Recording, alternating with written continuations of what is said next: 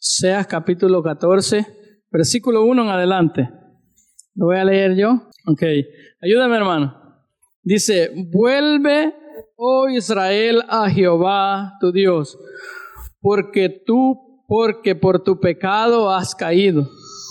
Llevad con vosotros palabras de súplica, y volved a Jehová y decid: quitad toda iniquidad, y acepta el bien, y te ofreceremos la ofrenda de nuestros labios. No nos librará el asirio, no montaremos en caballos, ni nunca más diremos a la obra de nuestras manos, dioses nuestros, porque en ti el huérfano alcanzará misericordia. Yo sanaré su rebelión, los amaré de pura gracia, porque mi ira se ha apartado de ellos. Yo seré a Israel como rocío.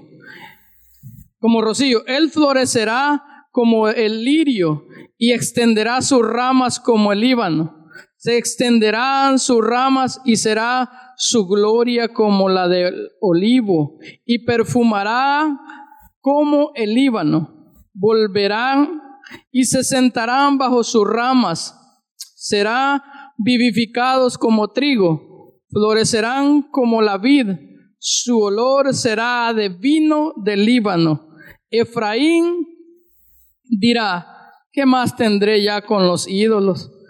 Yo iré y miraré y seré a él como el haya verde de mí. Se hallará tu futuro.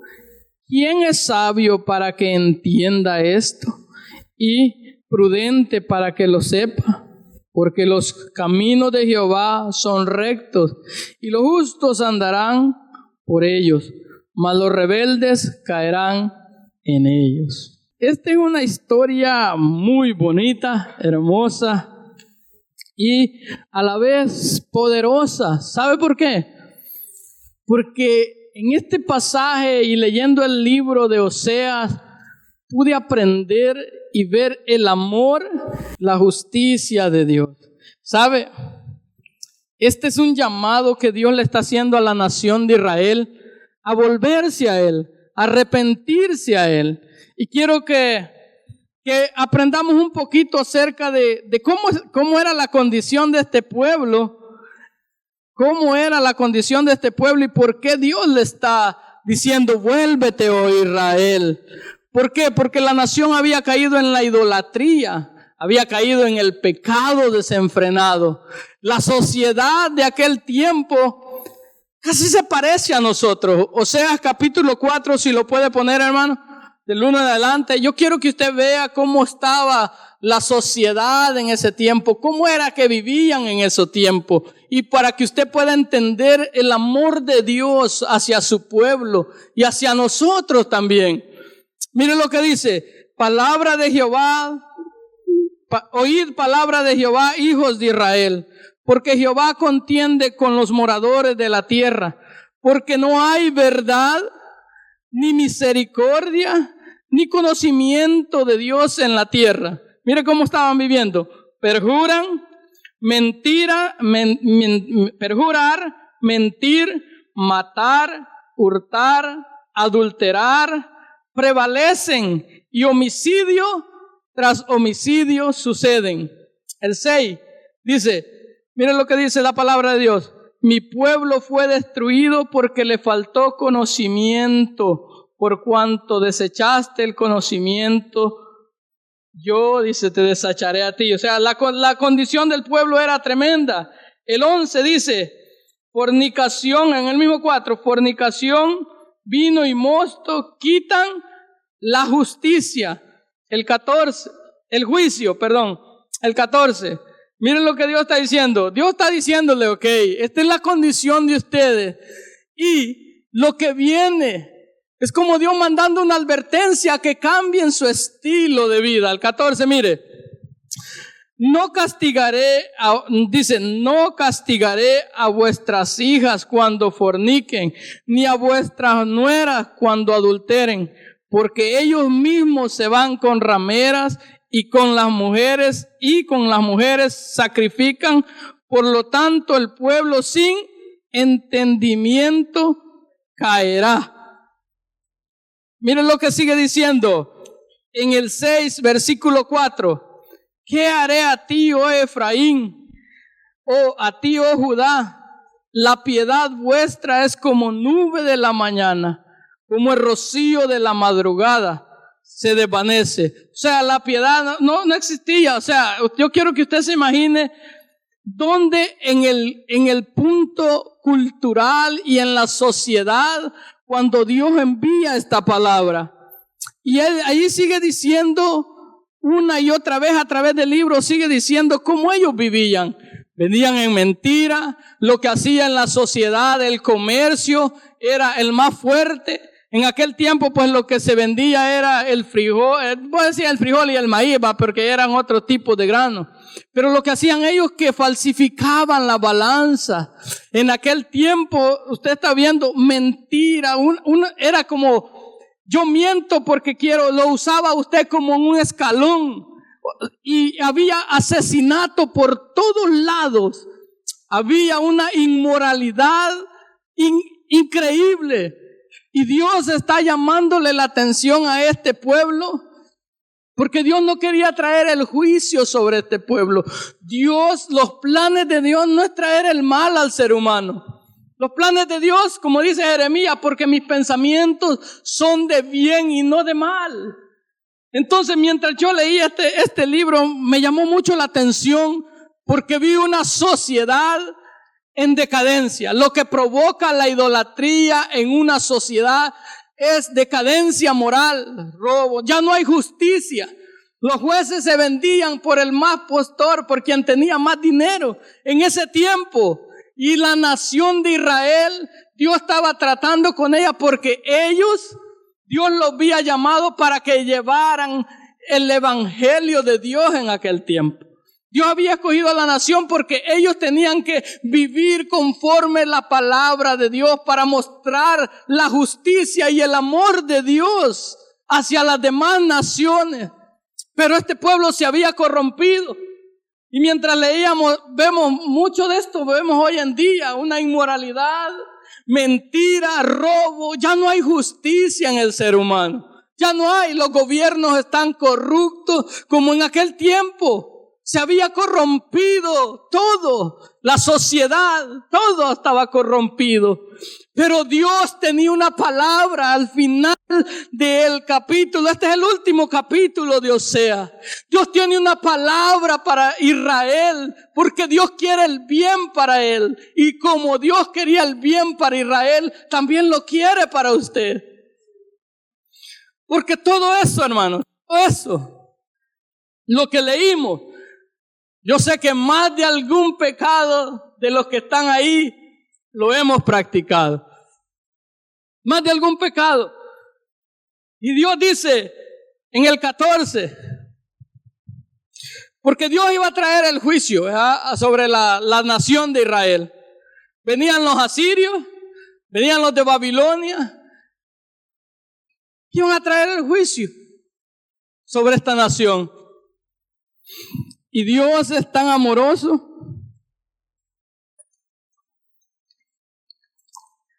que le da la oportunidad al ser humano. ¿Sabe? Un día vamos a morir y vamos a estar delante de Dios. Y Dios nos hace un llamado hoy en este día, como Dios se lo estaba haciendo a Israel. Vuelve, oh Israel, a Jehová tu Dios, porque por tu pecado has caído. Dios le estaba diciendo a esta nación, la razón por la que ustedes están caídos es por el pecado. El pecado es que por la razón que ustedes han caído, y Dios le está diciendo la palabra vuélvete, quiere decir arrepiéntanse. Arrepiéntanse porque Dios tiene un plan para ellos y un plan hermoso de darle la vida eterna, de que ellos reinaran, de que ellos llevaran la gloria de Dios en la tierra. Y lo más hermoso también de este pasaje, hermano, es que Dios, sabiendo que el ser humano no sabe cómo acercarse a Dios, no sabe cómo hacer el bien. Dios pone las palabras y le dirige al ser humano cómo Él quiere que usted se acerque a Él. Dios le dice a Israel: vuélvete, oh Israel, a Jehová tu Dios, porque por tu pecado has caído. Dios sabía la condición de ellos. Dios conoce tu condición y te está diciendo: vuélvete, porque yo tengo algo mejor para ti. Yo tengo algo mejor para tu vida. Mis planes son de bien para ti. Quiero darte la salvación. Quiero darte la paz. La paz que nadie la puede dar. El mundo no la puede dar. Y Dios le dice a Israel: llevad con vosotros palabras de súplica y volved a Jehová. Dios le está diciendo: Israel, vuélvete a Dios, a Jehová tu Dios, y le dice: pon palabras de súplica. Palabras donde usted diga, se arrepienta, donde usted llega: Señor, perdóname, límpiame, yo he vivido así. Yo he estado así. Si usted quiere palabras mejor, Salmo 51. Si lo puede poner ahí, hermano. Salmo 51, 1 al 2. Vamos a ver un hombre, las palabras que el Espíritu Santo puso en un hombre que había pecado, que había matado, que había adulterado, que había tomado a la mujer de Urías. Y llega el punto donde este hombre reconoce en su corazón que necesita volverse a Dios. Y miren las palabras de David: ten piedad de mí, oh Dios, conforme a tu misericordia, conforme a la multitud de tus piedades, borra mis rebeliones. Lávame más y más de mi maldad y límpiame de mi pecado. Esas son las palabras que Dios quiere que nosotros llevemos delante de Él, con un corazón arrepentido, reconociendo que estamos mal, reconociendo también, hermano. ¿Sabe qué es lo que tenemos que reconocer? Que Dios está dispuesto a perdonar.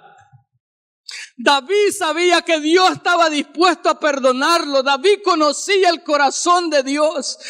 Israel aquí no conocía. ¿Por qué? Porque se había corrompido tanto que se habían olvidado del carácter de Dios.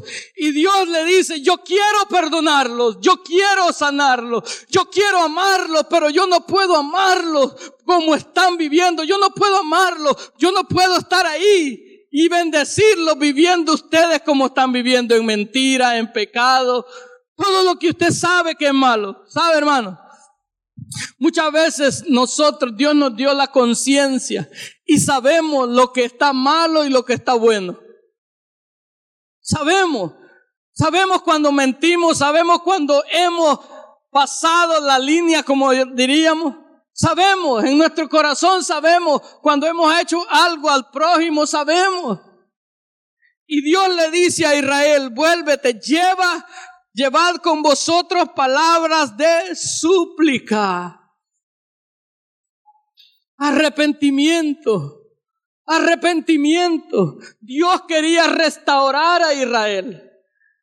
Dios quería levantar a la nación.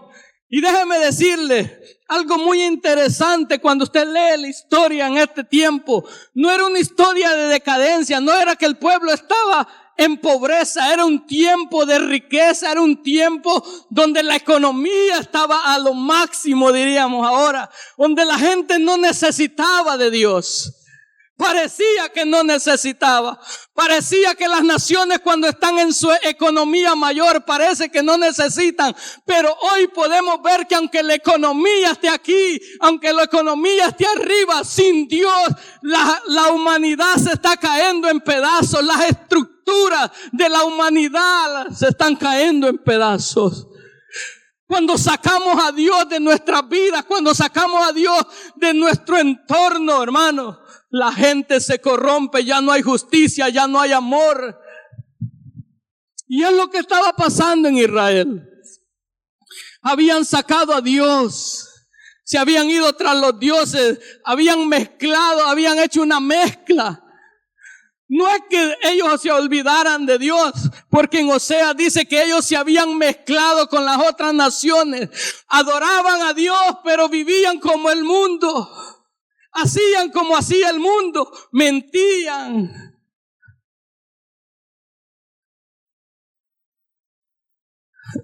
Lo que usted leyó ahí. Hurtaban, robaban. Pero el domingo o el día de reposo iban y supuestamente a adorar a Dios. Y Dios, que conoce el corazón y es un Dios de amor y de infinita misericordia, Dios le manda este mensaje al pueblo de Israel. Vuélvete, arrepiéntete, trae las palabras correctas a mí, con un corazón arrepentido. Dice, ¿sabe también? Si usted lee Daniel capítulo 9, un hombre que estaba en el cautiverio. Cuando vino la nación de Babilonia y lo llevó en cautiverio, él hace una oración en el capítulo 9 y él dice, oh Jehová, dice, hemos pecado contra ti, hemos hecho inicuamente. Creo que está Daniel capítulo 9, versículo 4. Él habla y de una manera arrepintiendo, confesando su pecado. Y eso es lo que muchas veces las personas no entienden. Que Dios le dice a Israel, llevad con vosotros palabras de súplica y decidle. Mire, hasta Dios dice, yo quiero que esto diga, yo quiero que este sea tu deseo. Quita la iniquidad. Quita toda iniquidad. Dios le dice, Israel, esto es lo que necesitas que yo quite de ti. ¿Sabe qué es la iniquidad? Es la naturaleza que heredamos de Adán. La naturaleza de pecado. Esa naturaleza no se puede disipular, esa naturaleza no se puede enseñar, esa naturaleza no se puede corregir aunque le manden a la escuela más privada. Esa naturaleza necesita ser removida por Dios. ¿Sabe quién lo entendió bien? Pablo, el apóstol Pablo dijo, ¿quién me librará de este cuerpo de muerte? Pablo estaba hablando en Romanos capítulo 7, creo que está. Él estaba hablando de esa naturaleza. Por eso Dios le dice, quita toda iniquidad. Esa iniquidad es la naturaleza del hombre. Esa que está programada a pecar. Dios necesita remover esa naturaleza. Tal vez usted no me entienda los nuevos, pero yo le voy a decir algo. ¿Verdad que a un niño no hay que enseñarle a que pelee los juguetes? O cuando se enoja no quiere la pacha. Esa es la naturaleza. A un niño no hay que enseñarle a que se enoje. No hay que enseñarle a mentir. De eso está hablando Dios aquí. De eso es lo que Dios está hablando en este día. Que Él quiere quitar esa naturaleza rebelde. Esa naturaleza que aprendió a vivir conforme a los deseos de la carne, conforme a los deseos de los ojos, conforme a todo lo que a esta carne se le desea. Este pueblo estaba en idolatría. Usted se imagina le voy a decir los muñecos, pero déjeme decirle también qué es idolatría. Creo que está en Colosenses 3:5. Miren lo que es idolatría. La avaricia dice que es idolatría. Porque solo nos imaginamos que las estatuas o ver a alguien así. No. Dice la Biblia, dice en Colosenses, y creo que si lo puede poner, hermano. Colosenses 3. Haced morir pues lo terrenal en vosotros: fornicación, impureza, pasiones desordenadas, malos deseos, avaricia, que es idolatría. Idolatría. Y Dios le dice a este pueblo, vuélvete, vuélvete. Y decida Jehová, quita toda iniquidad. Quita toda iniquidad. Y acepta el bien y te ofreceremos la ofrenda de nuestros labios. Es tremendo. Tremendo. Dios le está diciendo hasta que no quite la iniquidad. Las alabanzas no eran recibidas por Dios. Y te ofreceremos. ¿Sabe cuál es el deseo de Dios? Darnos vida. Darnos un nuevo corazón. Ese es el deseo de Dios. Ezequiel, si puede poner Ezequiel capítulo 11, versículo 19. Mira el deseo de Dios para usted. Ezequiel capítulo 11, versículo 19. Dios habla algo poderoso ahí. Casi lo mismo que está hablando aquí. Mire lo que dice. El deseo, ese es el deseo de Dios. Y les daré un corazón y un espíritu nuevo. Y pondré dentro de ellos, y quitaré el corazón de piedra de en medio de su carne. O que en pocas palabras, ¿hay vida en una piedra? No hay vida. Y dice, ¿dónde estaba el corazón? En medio de la carne. Parecía que estaban vivos, pero estaban muertos. Y Dios dice, yo les voy a dar un corazón nuevo. Y les daré un corazón de carne. Dice Dios, yo quiero darles vida. Yo quiero quitar ese corazón, esa fábrica de pecado que muchas veces tenemos. Dice, y decid, quita toda iniquidad y acepta el bien y te ofreceremos la ofrenda de nuestros labios. Dios le está diciendo a este pueblo cómo ellos tenían que venir a Dios. Primero le dice, arrepiéntanse, desen la vuelta y regresen a Dios. Y le dice, traigan palabras de súplica y la petición que Dios quiere que quite toda iniquidad. Y lo segundo que Dios quiere, hermano, que confesemos. Mire lo que dice el 3. Dice, no nos librará el sirio. No nos librará el sirio. ¿Sabe por qué? ¿Por qué el pueblo estaba diciendo eso? Porque ellos habían puesto la confianza en las naciones políticas, en las potencias mundiales. Habían hecho un trato, diríamos, un trato. Ellos pagaban tributo, le daban cierto dinero. Y esa nación estaba obligada, por tanto le pagaban a protegerlos de otras naciones que venían a conquistarlos. Entonces esta nación había dejado a Dios y había puesto su confianza en su fuerza política, en las alianzas políticas. No es así que mucha gente está allá afuera creyendo que los gobiernos van a arreglar la nación, creyendo que los gobiernos van a cambiar el sistema, creyendo que va a haber una mejor sociedad. Sin Dios es imposible. Cuando sacamos a Dios es imposible, porque Él es el Rey de reyes y Señor de señores. Él es el que gobierna, dice Daniel. No sé si está en Daniel capítulo 3 o 4. Dice, Él pone y quita reyes. Él es el que pone los presidentes. Él es el que quita los presidentes.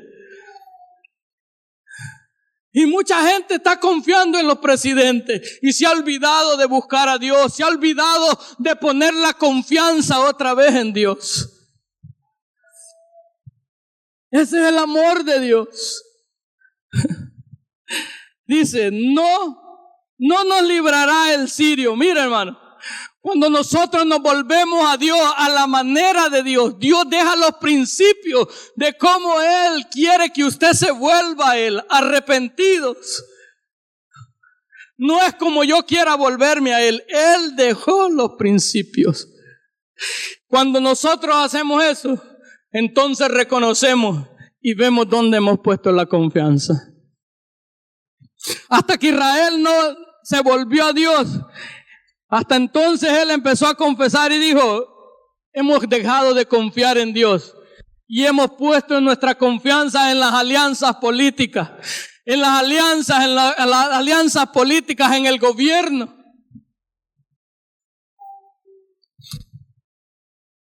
Dice el mismo 3, no montaremos en caballos. ¿Sabe de qué está hablando Israel ahí confesando? Que habían dejado de confiar en Dios y habían puesto su confianza en la fuerza militar. Hermano, yo espero que usted se esté examinando dónde está su confianza en esta hora. ¿Está en su trabajo? ¿Está en su dinero?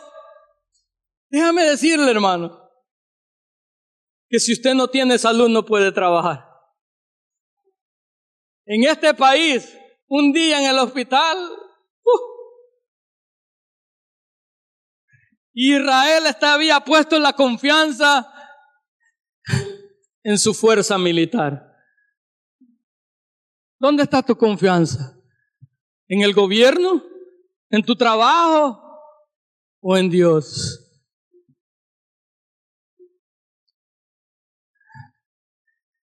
Dice,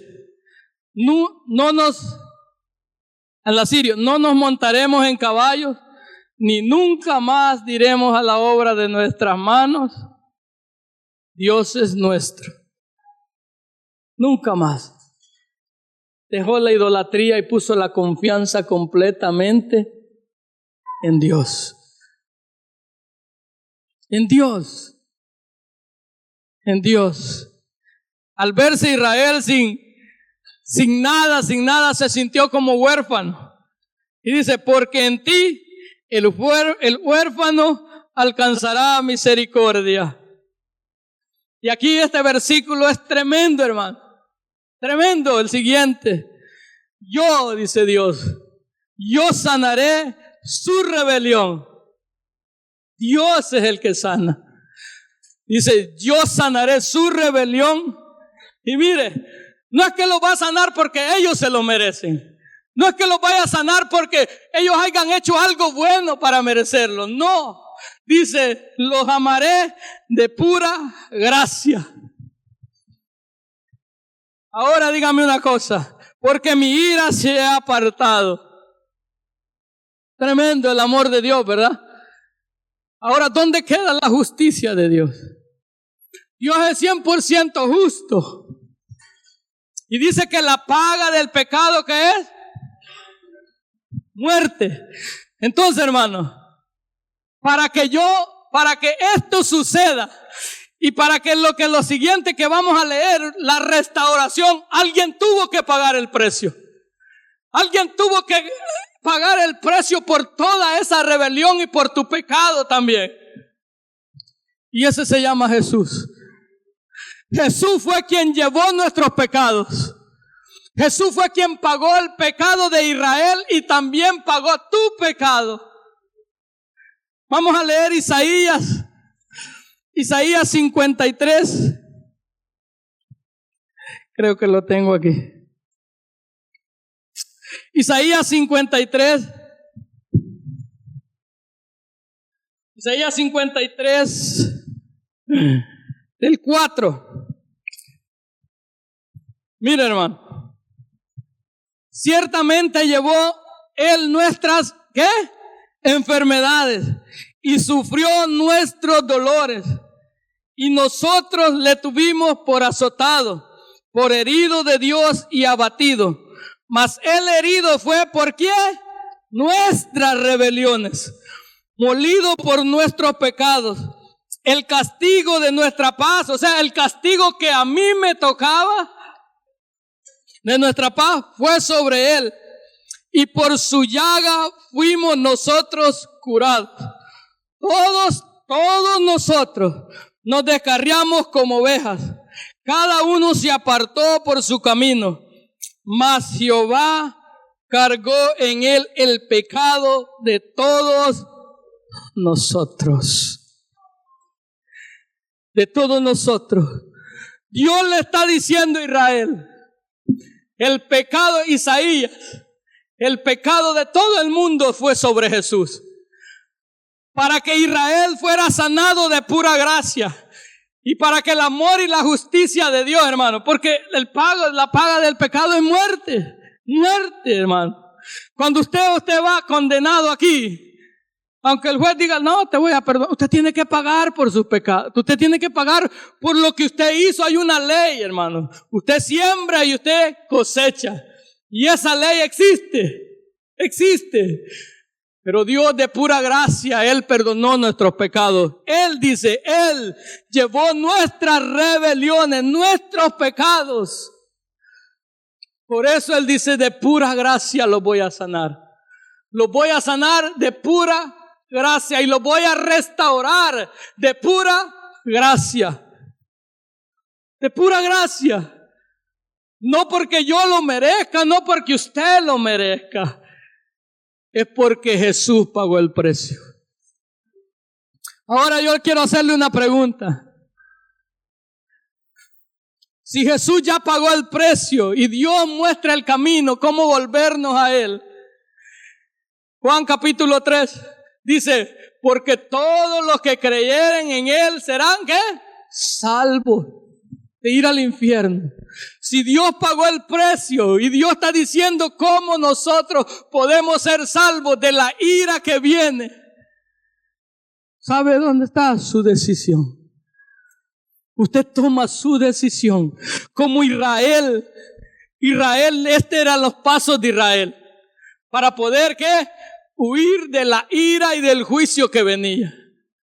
Los pasos de hoy es creer en Jesucristo. Si creyeres en tu corazón y confesares con tu boca que Jesús le levantó de los muertos, dice que seremos salvos. Ese es el amor de Dios. ¿Sabe cuál era el juicio que venía para Israel? El 16. Mire lo que iba a pasar. 16:13. Samaria será asolada porque se rebeló contra su Dios. Caerán a espada sus niños, serán estrellados y sus mujeres encintas serán abiertas. Será el juicio. Su generación iba a terminar. Y Dios dice, yo no quiero eso. Un Dios de amor, un Dios de misericordia dice, yo no quiero que venga eso. Yo no quiero que eso acontezca. Les voy a decir, vuélvanse. Traigan palabras, les voy a mostrar el camino. Jesús dijo, yo soy el camino, la verdad y la vida. Jesús es el camino. Solamente a través de Jesucristo podemos huir de la ira venidera. Solamente a través de Él podemos huir.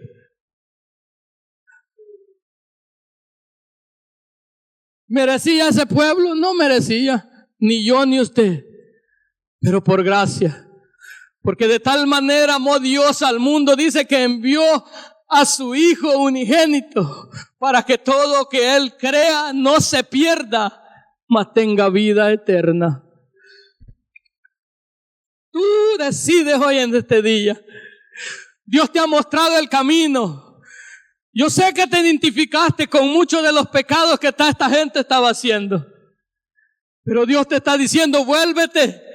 Yo quiero sanar tu rebelión. Yo quiero darte una nueva vida. Yo quiero darte un destino. Yo quiero decirte, yo quiero mostrarte el propósito por el cual tú naciste en esta tierra. Escuche lo que dice la palabra. Después, el 5, donde Dios dice, si mi ira se apartó de ellos y los amaré de pura gracia, yo seré a Israel como rocío y florecerá como el lirio y se extenderá su rama como el Líbano. ¿Sabe qué? El rocío en aquel tiempo era algo que hacía germinar la vida en un tiempo árido. Y Dios está diciendo, yo, en mí, en Dios está la vida. En Él está la vida. Simboliza belleza, multiplicación, fuerza y estabilidad. ¿Sabe por qué? Porque el Líbano era un árbol que su raíz eran tan profunda que ninguna tormenta podía, arrancarlo. Como usted ve aquí, va, que los árboles se van con aquel montón de tierra porque no hay raíz profunda. Y Dios dice, en mí, cuando ustedes se vuelven a mí, entonces tendrán estabilidad familiar, tendrán estabilidad económica, tendrán paz, tendrán todo lo que usted necesita. Cada metáfora, estudie la más profunda, tiene un significado tan profundo. Y sabe, para que no se le vaya a olvidar todo lo que vamos a leer, aún la misma naturaleza tiene un propósito. Ahora imagínate tú, hermano, esas plantas tenían un propósito. El Líbano tenía un propósito en la tierra. De ahí sacaban el perfume, el vino, el olivo, lo que vamos a seguir leyendo. El lirio, dice el 6, se extenderán sus ramas y será su gloria como el olivo y perfumarán como el Líbano. El olivo tenía un propósito que era ¿qué? De ahí producían el aceite. Tú tienes un propósito en Dios. Cuando tú te vuelves a Dios, encuentras el propósito. Por eso Dios usa esta metáfora diciéndote a ti, cuando tú te vuelves a mí, entonces encontrarás el propósito y serás de bendición para las naciones. El olivo era de bendición, era el aceite. ¿Y sabe para qué más se ocupaba? Era madera para construir. Cuando tú te vuelves a Dios, tú construirás. Reconstruirás vidas con la palabra de Dios. Solamente en Dios podemos encontrar el propósito. Mire lo que sigue diciendo. El 6. Sus ramas se extenderán y será su gloria como el olíbano y perfumará como el Líbano.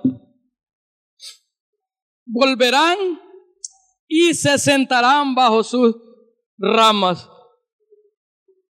¿Sabe? ¿Cuándo es que usted se sienta, hermano? Cuando descansa, ¿verdad? Qué rico es sentarse bajo una gran sombra cuando el calor del sol está fuerte. Dios está diciendo que aunque la prueba sea difícil, en Él encontrarás descanso.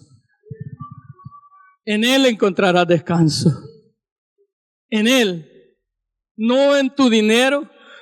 Hermano, yo creo que todo el mundo sabe cuántos artistas, cuánta gente de dinero se quita la vida. ¿Por qué? Porque no tienen paz. No hay paz. Y eso es lo que más hace falta en esta sociedad. La paz de Dios en nuestros corazones. Dice, volverán y se sentarán bajo su sombra.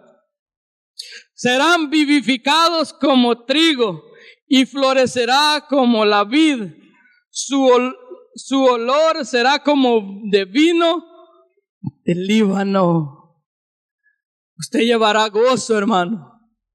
Gozo en medio de las situaciones. El vino es sinónimo de gozo. Y sabe, el trigo dice, en Dios encontrará sustento. El trigo era pan, en Él encontrará sustento. Mire lo que Dios quiere hacer en su vida, y usted encuentre el propósito por el cual Dios lo trajo a esta tierra. Estos árboles tenían el propósito, ¿verdad? Estaban cumpliendo el propósito. El olivo, el aceite. El Líbano, el vino y para perfume. Mi pregunta es, ¿tú estás ejerciendo el propósito para lo que Dios te creó en la tierra? David, un pastor de ovejas, fue creado para ser rey. Daniel, consejero de reyes. Pablo, el evangelista para llevar el evangelio. ¿Tú? ¿Dónde estás? ¿Cuál es tu propósito en la tierra? ¿Cuál es el plan, el propósito por el cual Dios te trajo aquí? ¿Lo sabes?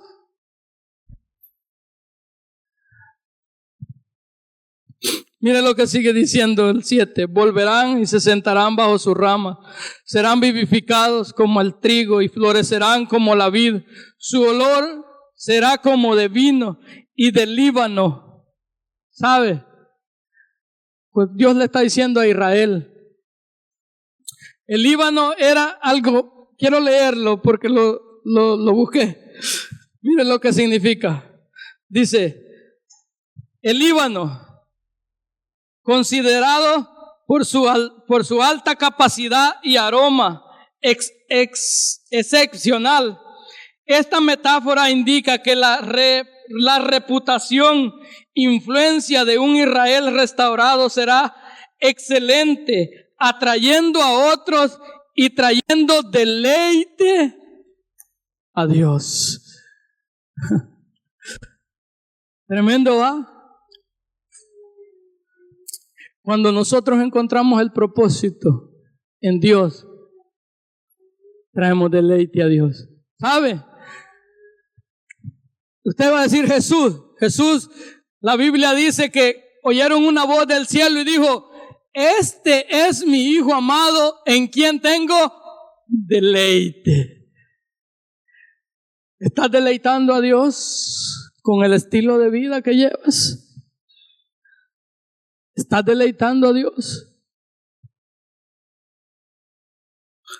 Hay esperanza. Hay esperanza. Mire lo que sigue diciendo el 8. Efraín dirá, ¿qué más tengo ya con los ídolos? Se dio cuenta Efraín que no había nada fuera de Dios. Y entonces dice Dios, mire, yo iré y miraré, yo seré a él como un aya. ¿Sabe qué es un aya? Una nodriza, una niñera, alguien que te cuida. Seré como haya verde. De mí será hallado, ¿qué? ¿El presente o el futuro? El futuro. En Dios está seguro nuestro futuro. Solamente en Él, en Jesucristo. El 9. Y esto es lo más tremendo. ¿Quién es sabio para que entienda esto? Dios te hace una pregunta. ¿Quién es entendido para que se detenga y medite en esta palabra? ¿Quién? ¿Quién es entendido? ¿Quién es sabio? ¿Quién es prudente para que lo sepa? Porque los caminos de Jehová son rectos y los justos andarán por ellos, mas los rebeldes caerán en ellos. ¿Sabe una cosa? Y con esto voy a terminar. Es imposible caminar en los caminos de Dios con la vieja naturaleza. Escuche lo que dice el último versículo. Los justos, no porque yo sea bueno, porque la Biblia dice que yo soy justificado por medio de ¿quién? De Jesucristo. Cuando Dios me mira a mí, no me mira a mí. Él mira la sangre de Jesús sobre mi vida. Y entonces es que yo soy justo por Él. Y dice, los justos caminarán en sus caminos. Okay, vamos a caminar ¿qué? Con un estilo de vida diferente.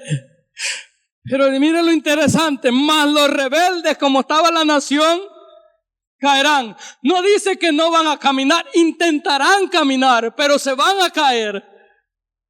¿Cuánta gente, hermano, intenta caminar, vivir en la palabra de Dios con la vieja naturaleza y luego se cansan?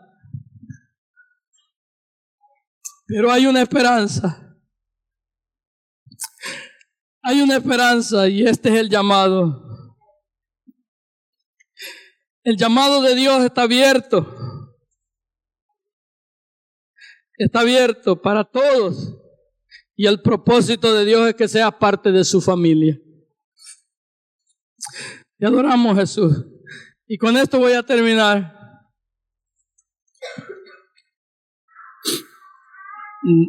Juan, capítulo 3:16. Porque de tal manera amó Dios al mundo, que ha dado a su Hijo unigénito, para que todo aquel que en Él crea, no dice uno, todos, no se pierda, mas tenga vida eterna.